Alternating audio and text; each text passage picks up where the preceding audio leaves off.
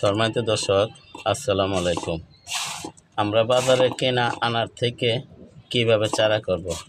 আমরা যে বাজার থেকে কিনা আনার খাই, ওই আনারের বীজের থেকে কিভাবে চারা করব এবং কিভাবে মাটি প্রস্তুত করব, আপনারা একটু দেখে নিন। আপনারা ঘরে পারবেন। এখন আমরা ছাদ বাগানে যারা আছি, আমরা টবে বা প্লাস্টিকের এরকম বোতলে আমরা পারবো। তো আমরা দেখেন, এই বোতলটার আমি চারদিকে দিয়ে ছিদ্র করে, এটা যেহেতু অন্য গাছ ছিল, আমরা সেই বোতলে মাটিগুলা বের করে আগে মাটিগুলা প্রস্তুত করতে আসি। তো মাটিগুলো প্রস্তুত করতে হলে এখানে যে মাটিটা আছে আগে ঝুরঝুরা করে নিয়েছি, দেখেন আপনারা। সেই সাথে আমরা কিছু বালু মাটি মিক্স করলাম। এই যে দেখেন, আমরা কিছু বালু মাটি মিক্স করলাম করে আমরা এটারে ভালোভাবে এই যে লেড়ে ছেড়ে নেব। যদি আমরা বালু মাটি মিক্স না করি, তাহলে আমাদের যে চারা হবে, চারাগুলো আমরা টান দিয়ে উঠাতে পারবো না। শক্ত মাটি তো হবে, কিন্তু বিষয়টা হলো যে ভাই, বালু মাটি মিক্স না করলে আমরা চারা যখন টান দিয়ে আলাদা করব, অন্য কোথাও লাগাবো, সেইখানে উঠাতে গেলে শিকড়ের গোড়া মূল অংশগুলো ভেঙে যাবে। তো সেই জন্য আমরা এখানে বালু মাটি মিক্স করতে হবে। তো আপনারা ধৈর্য সহকারে আমরা এই ভিডিওটা আমার দেখেন। ইনশাল্লাহ আপনারাও বাজার থেকে যে আনার কিনে আনেন খাওয়ার জন্য, ওইখানের বিচি 2-4টা রাখা, ওইখান থেকে আপনারা ইনশাল্লাহ চারা করতে পারবেন। তো আপনারা ধৈর্য সহকারে ভিডিওটা দেখেন।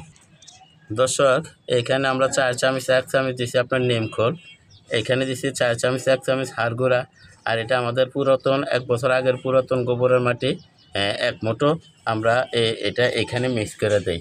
তো নিমখোল হাড় গুঁড়া তো যে সারের উপকার করে সেটা জানে না, নিমখোল পচলে সারের উপকার হবে। আর এটা এখানে থাকলে আপনার বিভিন্ন কেঁচা পোকামাকড় যাতে এখানে আমাদের বীজগুলো নষ্ট না করতে পারে, সেই জন্য আমরা প্রয়োজনে আর একটু নিমখোল দিয়ে দেব। কারণ যেহেতু এটা, এই যে দেখেন, প্রয়োজনে আমরা নিমখোল একটু বাড়িয়ে দেব। এই যে দেখেন, যাতে আমাদের কোনো কেঁচা বা কোনো পিঁপড়া বা কোনো রকম পোকামাকড় যাতে আমাদের এই বীজগুলো নষ্ট করতে না পারে। দর্শক, এখানে 4 চামচে 2 থেকে 3 চামচ হবো আমরা বার্মি কম্পোস্ট, যেটা আমাদের কেঁচো সার, এটা দিলাম। চামচে তাও 3 চামচ হবো আমরা এখানে দিলাম আপনার চাপাতি পচা সার দিয়ে আমরা আগে মাটিটা ভালোভাবে মিক্স করে নেব। আপনারা একটু ধৈর্য সহকারে আমার ভিডিও। দর্শক, এখন আমরা এখানে এই মাটিটা দেখেন আমরা এইখানে নিতেছি। দর্শক, মাটিটা প্রস্তুত। তা আমরা এখানে দেখেন, আমরা এই যে ছোট ছোট ছিদ্র করে নেব। দেখেন আপনারা,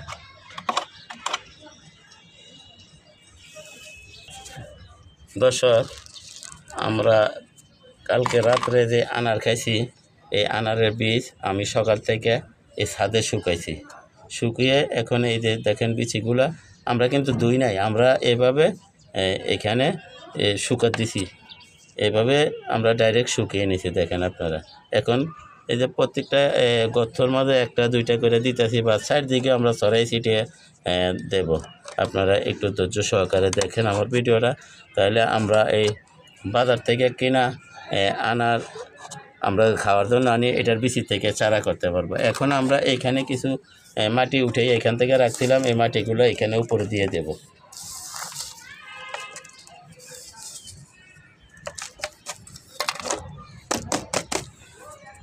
দর্শক, এই যে দেখেন, আমরা পানি দেবো কীভাবে, এটার আমরা এই ছোটো ছোটো ছিদ্রি করে নিছি। দেখেন আপনারা, এখন আমরা এখানে পানি দিয়ে ভালোভাবে ভিজিয়ে দেব। ভিজিয়ে এটা আমরা যেই কোনো একটা ছায়াযুক্ত স্থানে রেখে দেব। আর আমরা এখানে পানি পুনি দেব না, যেই কোনো একটা ছায়াযুক্ত স্থানে রেখে দেব, কমপক্ষে 15 থেকে 20 দিন। তারপর আমরা ফিরে আসতেছি। দর্শক দেখেন, ঠিক 28 দিন পরে আমি কতগুলো বিচি রোপণ করছি, তার মাঝে মাত্র আপনার এই যে 2টা বিচি উঠছে। এখন এটার জন্য আমরা কীভাবে মাটি প্রস্তুত করব, কীভাবে রোপণ করব, সেটা ইনশাল্লাহ আপনারা সামনের ভিডিওতে পাইবেন। ইনশাল্লাহ আগামী কাল পরশু হয়তো এই ধরনের ভিডিও দেব। যেহেতু আমি এই যে দেখেন, আরেকটা এই যে এখানে আরও 1 মাস আগে একটা আনারের বিচি রোপণ করে রাখছিলাম। এই যে দেখেন, এই গাছটা হয়েছে। আমি রোপণের ভিডিও ইনশাল্লাহ আসতেছে মাটি তৈয়ার সহ। তো আমরা ইচ্ছা করলে বাজার থেকে কিনা আনারের বীজ থেকেও আমরা চারা করতে পারবো, সেটা আমরা একটা প্রমাণ পেলাম। তো দয়া করে আমার চ্যানেলটা সাবস্ক্রাইব করেন এবং বেল আইকনটা বাজাই দেন, আমি যাতে এই ধরনের ভিডিওগুলো ছাড়ার সাথে সাথে আপনাদের হাতে পৌঁছে যায়, আপনারাও দেখতে পারেন, শিখতে পারেন, জানতে পারেন। ইনশাআল্লাহ এখন সামনে ভিডিও আসতেছে, এটা কিভাবে রোপণ করবো, আনারের বীজগুলো কীভাবে এখান থেকে উঠিয়ে অন্য জায়গায় রোপণ করবে, এবং এখান থেকে উঠিয়ে কীভাবে অন্য জায়গায় রোপণ করবে এবং মাটি তৈয়ার, সেই ভিডিও ইনশাআল্লাহ সামনে আপনারা পাবেন। তো সবাইকে ধন্যবাদ জানিয়ে আজকের মতো এখানে রাখি। আসসালামু আলাইকুম ওয়া রাহমাতুল্লাহি ওয়া বারাকাতুহু।